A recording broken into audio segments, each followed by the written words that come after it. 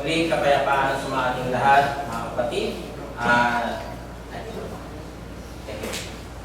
At ang ating pong paksa ay may kinalaman pa rin sa talinghaga. Na ito ay may kinalaman sa talinghaga ng ating Panginoong Hesus, na kung mapapansin po natin sa bawat kanyang talinghagang nilalata ay ginagamitan niya ng parable dahil nga po doon sa mga nagpapanggap na mga makadiyos kagaya ng mga Pariseyo. Pero sa kabila ng mga pagtuligsa sa ating Panginoong Hesus, kailanman mapapansin natin na hindi gumanti. Ayun yung kanilang nakalagay na inabit natin, love one another. Siya ang nagsabi, ibigin ninyo ang inyong mga kaaway.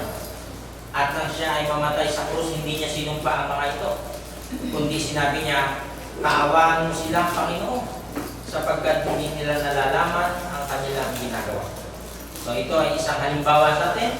Kung tayo ay merong mga nakagalit o nakaaway, nandun palagi yung pagpapatawad. Ang gusto ng Diyos sa bawat isa sa atin ay mabuhay tayo ng mapayapa, walang galit, at taas ang mga kamay na sumasampalataya sa Diyos. Dahil kung walang mamamagitan ng Diyos, magpapatayan tayo lahat. Ano ba?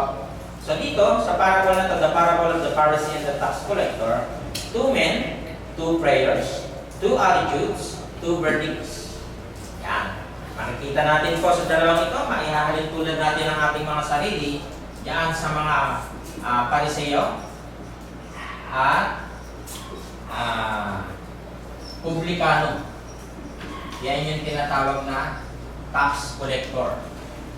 Ito yung ating, dito iikot ang ating paksa dahil ang mga Pariseyo ay alam natin na bumabasa ng kautusan, sumusubaybay sa naganap na kasaysayan tungkol sa usapin ng pananampalataya dun sa aklat ni Moses, Genesis, Exodus, Leviticus, Numbers at Deuteronomy. Kaya ang feeling nila sa kanilang mga sarili, napakatutuwid nila sa harap ng Diyos.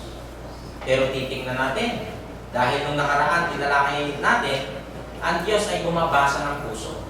Hindi natin siya malilinlang kahit tayo ay nagpapanggap na banal, pero hindi nababago ang ating mga puso at isipan, hindi tayo magkakamit ng kaligtasan. Umpisahan po natin. If you describe someone as holier than thou, ayan, sila yung banal, kayo hindi. Kaya holier than thou. You disapprove of them because they seem to believe that they are more religious or have better moral qualities than anyone else.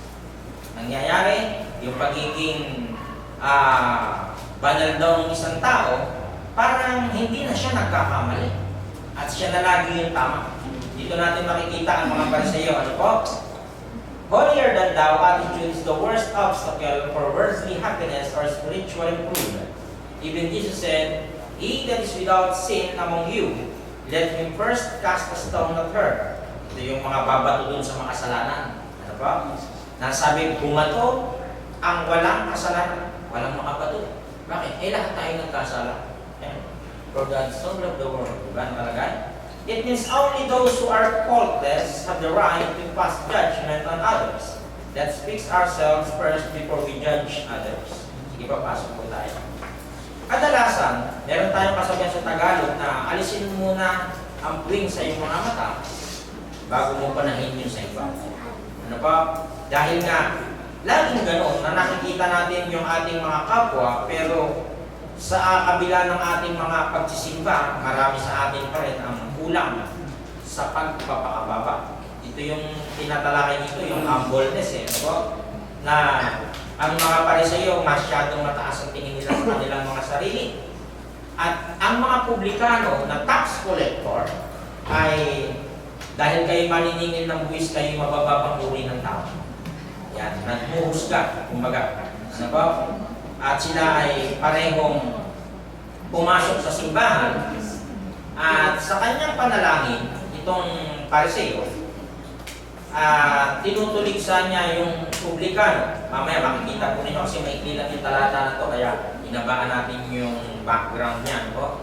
Na kinukumpare niya yung kanyang sarili, na sabi niya hindi gaya ng maniningil ng buwis na ito ng kasalanan, Panginoon. Kaya sa kanyang panalangin. So tingnan muna natin yung background. Ano po? Lagi natin naririnig yung Pariseo, Publicano, Saduceo, ano po? Ano ba yung mga yan? Dito muna tayo sa Saduceo at Pariseo. Bigay natin yung background. Madalas na tinutukoy sa mga ebanghelyo ang mga Saduceo at mga Pariseo.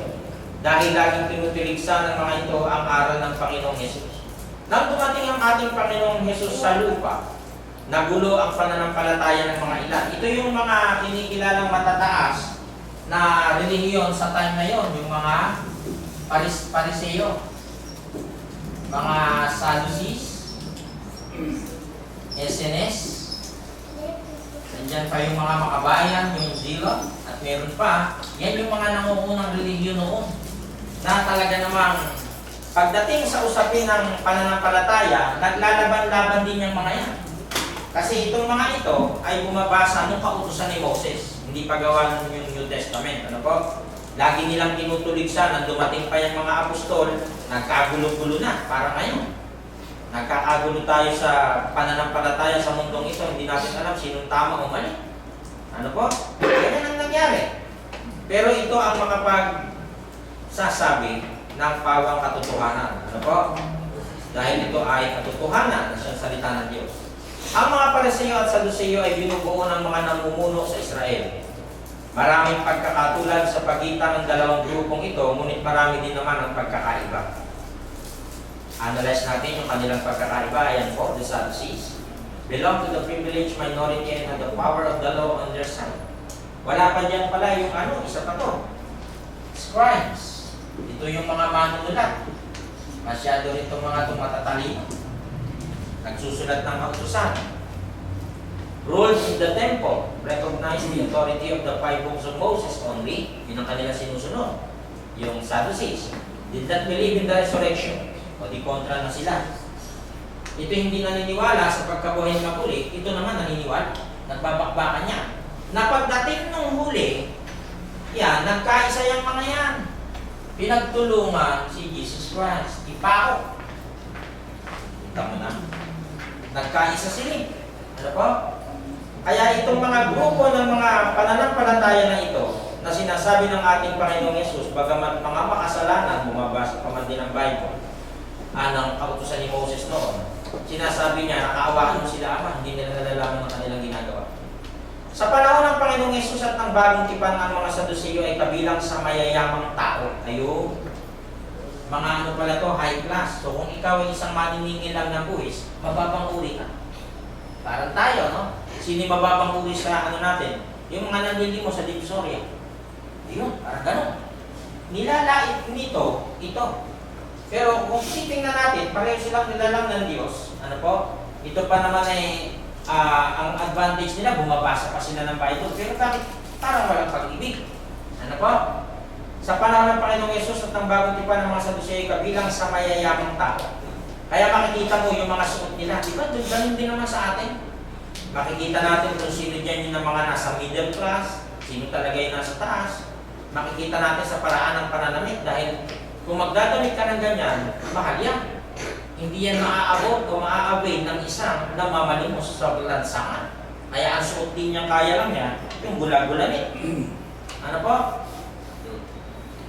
Sila ay may makapangyarihang posisyon sa lipunan. Kabilang sa grupong ito ang mga punong saserdote, yung mga high priest.